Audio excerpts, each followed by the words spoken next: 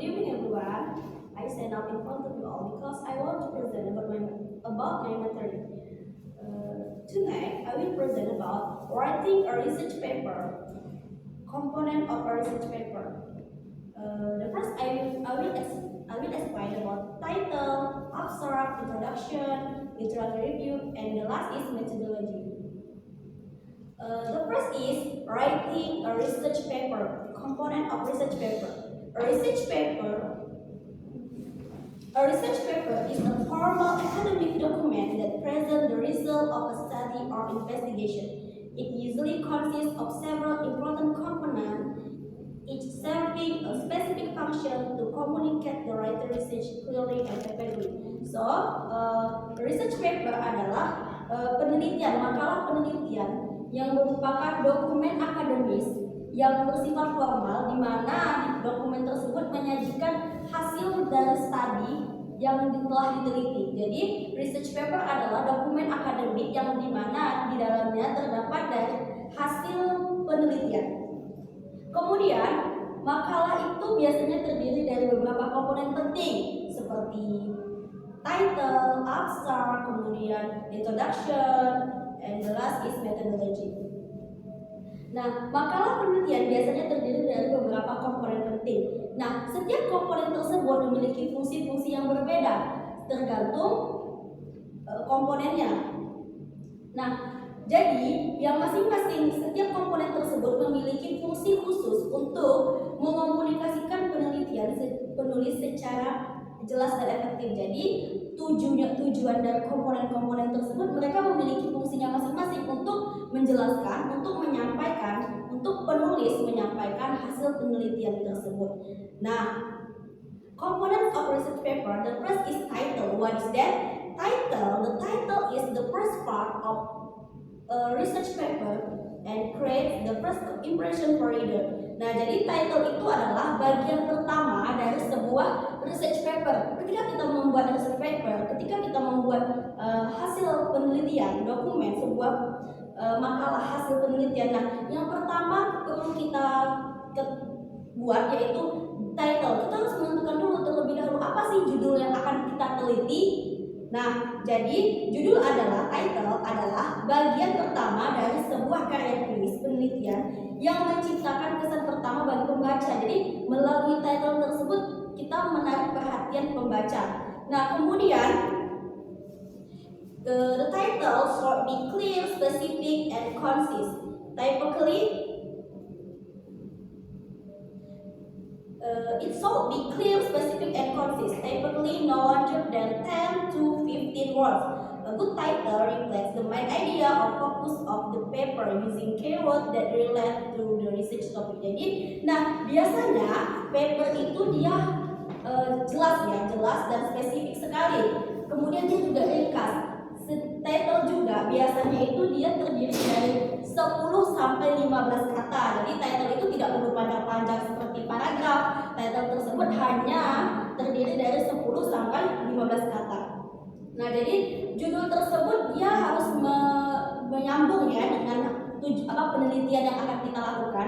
Jadi dia itu harus sinkron dengan antara judul dan penelitian kita itu harus sinkron. Jadi judul yang baik itu dia harus ada ide utama atau fokus karya tulis. Nah, dengan menggunakan kata kunci yang berhubungan dengan topik penelitian. Nah, jadi ketika kita menulis, kita harus menghindari avoid vague terms or complex jargon. Kita harus menghindari ketika kita menulis, kita harus menghindari kata-kata yang jelas atau yang susah dipahami. Nah, itu kita harus hindari. Makanya ketika kita title, kita harus menggunakan kata yang spesifik atau konsis. For example, instead of study on students. Nah, itu harus kita hindari ya. Jadi misalnya nih, study pada siswa. Itu kan kayak udah umum ya, kayak enggak susah untuk dimengerti, agak rumit ya, kayak study pada siswa gitu. Apa yang studinya gitu kan. Nah, makanya kita harus lebih spesifik lagi, lebih jelas lagi. For example, the impact of online learning on high schools.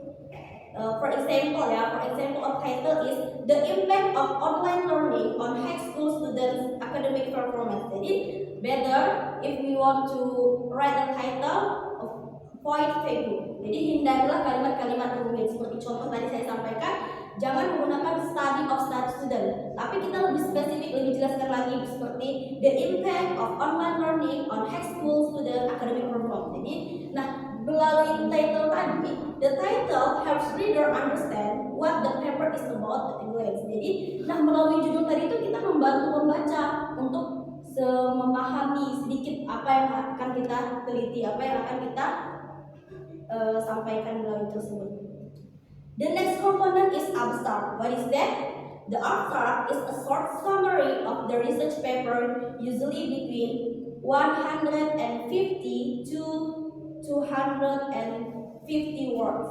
Jadi yang kedua, komponen yang kedua itu terdapat sebuah abstrak. Ketika kita menulis research paper, yang setelah kita menulis title, kita harus menulis abstrak. Apa sih abstrak? Jadi abstrak itu adalah is a short summary of the research. Jadi ringkasan singkat dari makalah penelitian. Jadi ringkasan dari semua penelitian kita, research paper kita rangkum di dalam sebuah abstrak tersebut. Jadi abstrak tersebut a short summary research paper, dia itu ringkasannya dari awal penelitian sampai conclusionnya itu dirangkum menjadi satu. Jadi abstrak adalah ringkasan singkat dari sebuah research paper, usually between 150 word and 250 word. Jadi biasanya abstrak itu terdiri dari 150 kata sampai 250 kata. Next, it briefly includes the background or problem, the purpose of the study, the methodology, the key finding or result, and the conclusion. Jadi isinya abstrak tersebut ialah ringkasan dari semua komponen yang ada di research paper. Seperti halnya abstrak itu dia memuat semuanya. Memuat apa saja? Yang pertama dia memuat introduction, latar belakang, kemudian juga tujuan penelitian, kemudian metodologi, kemudian finding, temuan atau hasilnya, dan terakhir kesimpulan. Diringkas dari semua komponen tersebut, diringkas menjadi satu, maka disebut dengan abstrak. Also, the abstract appeared at the beginning of the paper. Jadi biasanya abstrak itu dia terletaknya di awal research paper ya. Is often written after the research is complete. Biasanya juga penulis itu menulis abstrak itu ketika tidak semua penulis, tapi biasanya peneliti itu menulis abstrak itu ketika semuanya sudah selesai, ketika research paper sudah selesai, seperti dari title, abstrak, introduction, methodology. Ketika sudah selesai semua, barulah dibuat sebuah abstrak. Tapi tidak semua penulis, kebanyakan. Kemudian, a well-written abstract helps reader decide whether they want to read the full paper. It shall be written in a clear and objective style with a personal opinion and unnecessary detail. Jadi, abstrak itu membantu pembaca untuk memutuskan gimana ya, kayak kita membantu tujuan abstrak tersebut ya untuk membantu pembaca gimana sih isi research paper tersebut, penelitian tersebut. Untuk memudahkan pembaca. The next component is introduction. What is this? The introduction provides background information and explain the significance of the study. Jadi it introduces the topic, outline previous research or current issue related to the topic, and explain why the research is important. Yang selanjutnya yaitu ada introduction, pendahuluan. Apa sih itu? Pendahuluan itu merupakan sumber informasi, memberikan informasi kepada pembaca sebelum mereka membaca semua research paper tersebut. Di pendahuluan itu memberikan informasi apa? Latar belakang kenapa penelitian itu diteliti, kenapa research paper tersebut ditulis. Berisi tentang latar belakang. Kemudian menjelaskan kenapa sih pentingnya hal tersebut untuk diteliti. Jadi menjelaskan di introduction itu terdapat menjelaskan latar belakangnya sebuah penelitian tersebut. Kemudian di pendahuluan itu yang pertama memperkenalkan topik penelitian, kemudian menguraikan penelitian sebelumnya, kayak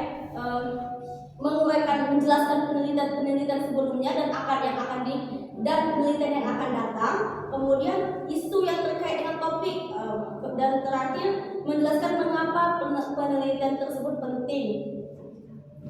Next, the introduction also states the research question or hypothesis and describe the objectivities and scope of the study.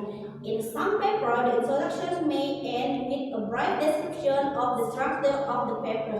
A good introduction engages the reader and provides a strong foundation for the rest of the paper. Nah, introduction juga biasanya itu menyatakan sebuah pertanyaan atau pernyataan atau juga hipotesis dari penelitian tersebut. Kemudian introduction juga menjelaskan apa? Menjelaskan tujuan dan ruang lingkup penelitian tersebut. Jadi dirangkum semuanya di dalam sebuah introduction tersebut. Nah, dalam beberapa makalah pendahuluan dapat diakhiri dengan deskripsi singkat tentang struktur makalah. Jadi kayak menjelaskan singkat struktur makalah. Pendahuluan yang baik melibatkan pembaca dan memberikan landasan yang kuat untuk bagian selanjutnya makalah. Jadi the next component is literature review. What is that? Literature review is a review. The literature review is discuss, review, prepare, study, and research related to the topic. Its purpose is to show that the writer understands the existing knowledge in the file, identify gaps or problems that have not been addressed, and explain how the current study adds to or different from previous research. Nah, selanjutnya itu ada literature review. Nah, literature review itu dia berisi tentang studi-studi penelitian. Jadi di literature review itu berisi tentang membahas studi dan penelitian sebelumnya yang terkait dengan topik. Jadi penulis membahas sebuah studi atau penulis membahas sebuah penelitian sebelumnya. Nah, penelitian tersebut ada hubungannya dan ada kaitannya dengan penelitian yang akan datang. Jadi isinya literature review itu penulis menyampaikan atau menulis membahas sebuah studi penelitian yang ada kaitannya dengan topik tersebut. Penulis membahas penelitian yang telah lalu, tetapi ada kaitannya dengan penelitian yang akan datang. Nah, tujuannya apa? Apa sih tujuannya ada literature review tersebut? Nah, tujuannya adalah untuk menunjukkan bahwa penulis memahami pengetahuan yang ada. Jadi kayak supaya penulis tahu gitu kan, kayak udah ada bayang-bayangan sebelumnya gitu. Kemudian mengidentifikasi masalah atau yang belum dibahas. Jadi kayak misal nih di penelitian sebelumnya ada beberapa yang belum dibahas. Jadi kayak penulis tahu kan yang kurang-kurang yang belum dibahas, sehingga penulis akan menambahkannya di penelitian yang akan datang. Kemudian menjelaskan bagaimana studi atau penelitian tersebut dan melengkapi yang dari penelitian tersebut. Next, a well-organized literature review groups information thematically or chronologically and use proper citation to avoid plagiarism. It helps justify the need for the study and strengthen the writer argument by providing academic support. Jadi literatur review yang baik itu dia tuh mengelompokkan informasi secara tematis dan kronologis. Jadi kayak dia tuh informasi diskusi penelitian sebelumnya itu dikelompokkannya secara tematis dan kronologis dan menggunakan kutipan yang tepat. Supaya apa? Supaya terhindar dari plagiarisme. Jadi penulis itu menambahkan kutipan apa yang diambil dari penelitian tersebut, ditambahkannya, tapi jangan lupa dikasih kutipannya. Nah, itu tujuannya untuk menghindari plagiarisme. Nah, jadi tinjauan pustaka membantu membenarkan perlunya studi dan memperkuat argumen penulis dengan memberikan dukungan yang akademis. The next component is methodology. What is that? The methodology section explains how the research was carried out. It includes a description of the research design, for example, qualitative, quantitative, and mixed method. Data collection methods such as survey, interview, or experiments, and tool or instrument used. Jadi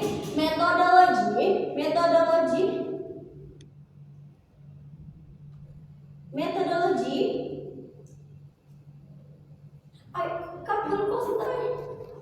The next component is methodology. Methodology, what is that? The methodology section explains how the research was carried out. It includes a description of the research design.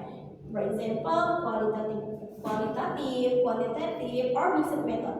Data collection methods such as survey, interview, or experiments, and tool or instrument used. This section also describes the participant input. Oke, nah selanjutnya komponen selanjutnya, struktur selanjutnya di dalam sebuah research paper itu ada metodologi. Apa sih metodologi? Nah, metodologi adalah bagian yang menjelaskan bagaimana sih penelitian tersebut dilakukan.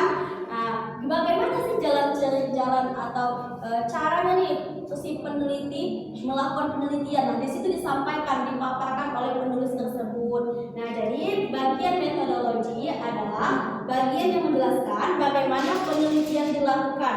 Nah, bagian ini mencakup seperti deskripsi desain penelitian. Nah, kira-kira penulis itu menggunakan kualitatifkah, kuantitatifkah, atau dua-duanya dicampur? Atau nih, bagaimana sih? Di situ juga disampaikan bagaimana sih si peneliti tersebut mengumpulkan data. Nah, disitulah dipaparkan oleh penulis tersebut, apakah dia menggunakan survei kah, atau wawancara kah, atau eksperimen kah. Nah, makanya di situ dijelaskan atau dipaparkan oleh si peneliti di bagian metodologi.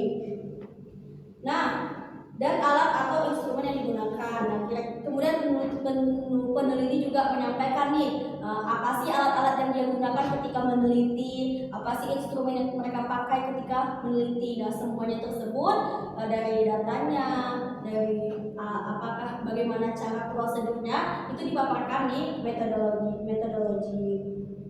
Nah, kemudian this section also describe the participant, including how many there were and any relevant demographic details, and outlines the step-by-step procedure followed in the study.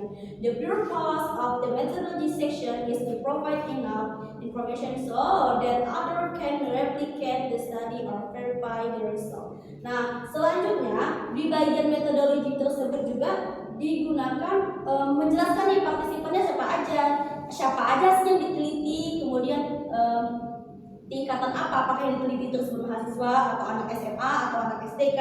Nah, apa aja partisipannya. Nah, di situ juga disampaikan di bagian metodologi.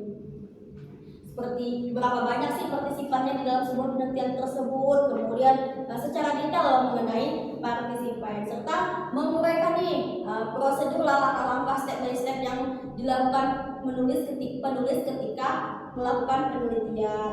Kemudian tujuan dari bagian metodologi adalah untuk memberikan informasi yang cukup sehingga orang lain dapat mengulangi penelitian atau memverifikasi hasilnya. Kayak tujuannya itu kayak supaya pembaca kayak memverifikasi ulang, kayak melakukan penelitian ulang, benar nggak sih, relevan nggak hasilnya. Nah, itu disebut tujuan dari sebuah metodologi. That's all from me. I'm Alnia Salsabila, and the next material will present with my friends. The next presentation is Nur Ainu. Okay, I'm next presenter. I will explain about the next section. This is findings. The finding section of a scientific research paper represents the core finding of a study derived from the methods applied together and analyze information. It presents these findings a logical sequence without bias or interpretation from the author, setting up the reader for later interpretation and evaluation in the discussion section. A major purpose of the research section is to break down the data into sentences that show its significance to the research question. The result section apart third in the section sequence is most scientific paper. It follows the presentation of the method and material and is presented before the discussion section. Although the result and discussion are presented together in many journals. Jadi di finding ini adalah bagian temuan dari sebuah makalah penelitian yang kita lakukan. Dan pada temuan ini merupakan inti dari sebuah studi yang telah kita peroleh dan juga dari metode yang telah kita terapkan untuk mengumpulkan dan juga menganalisis informasi apa yang kita gali dalam penelitian kita. Dan pada bagian ini tuh juga menyajikan teman-teman ini dalam urutan logis dan juga menyiapkan pembaca untuk menginterpretasi dan mengevaluasi selanjutnya dari hasil diskusi kita. Nah, tujuan utamanya itu untuk menguraikan data dan juga kalimat-kalimat yang signifikan terhadap pertanyaan penelitian. Jadi bagian itu biasanya muncul di bagian ketiga dalam penelitian, dan juga bagian ini tuh mengikuti penyajian metode, bahan, dan juga disajikan dalam bagian diskusi, meskipun hasil diskusi bisa disajikan secara bersamaan di banyak jurnal. Nah, this section present the result or data obtained from the research objectively without interpretation or personal opinion. Typical content for the first, quantitative data. It's like number, statistic, graph, or qualitative data, quote, or observation. And next, key findings that answer the research question, and the last fact that emerged during the research process. Jadi pada bagian itu dia menyajikan hasil yang kita peroleh dari tujuan penelitian tanpa interpretasi pribadi atau pendapat pribadi. Jadi yaitu bisa berupa data kuantitatif, yaitu berupa angka statistik atau grafik, dan juga bisa menggunakan data kualitatif, yaitu kutipan atau observasi. Terus selanjutnya ada temuan utama yang menjawab pertanyaan penelitian, dan yang terakhir ada fakta-fakta yang muncul selama proses penelitian. Next is discussion. The discussion is the kind of section of your thesis. The purpose of the discussion is to explain the central results and potential implications of your study. This is where you scrutinize your result and where the choice of method is discussed, including the possible influence of methodological biases and error on data validity. The discussion should also address general limitation and weakness of the study and comment on them. Importantly, you have to discuss conflicting explanation for your results and define your thesis argument by systematically relating your problem formulation and empirical finding to the existing body of knowledge and or theory as outlined by your literature field. And the discussion of your result and final thesis argument should form the basis for your conclusion. Jadi pada bagian diskusi ini tuh adalah bagian utama dari penelitian kita. Jadi tujuan dari diskusi ini tuh adalah untuk kita mengidentifikasi hasil dan implikasi potensial dari penelitian kita. Nah, dari sini juga kita bisa menilai hasil dari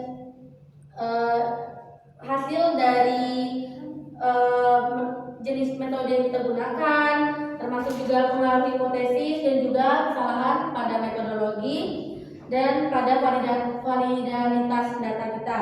Dan juga pada diskusi ini kita membahas keterbatasan serta kelemahan umum dari penelitian dan membahasnya. Jadi dalam penelitian itu kita bahas tentang kekurangannya dan juga kira-kira evaluasi apa. Dan selanjutnya kita harus menemukan penjelasan yang bertentangan untuk hasil dan juga untuk mempertahankan argumen kita dengan secara sistematis dan menghubungkan temuan masalah dan empiris kita dengan badan pengetahuan yang ada dan atau yang digarisbawahi dengan tinjauan pustaka yang kita punya.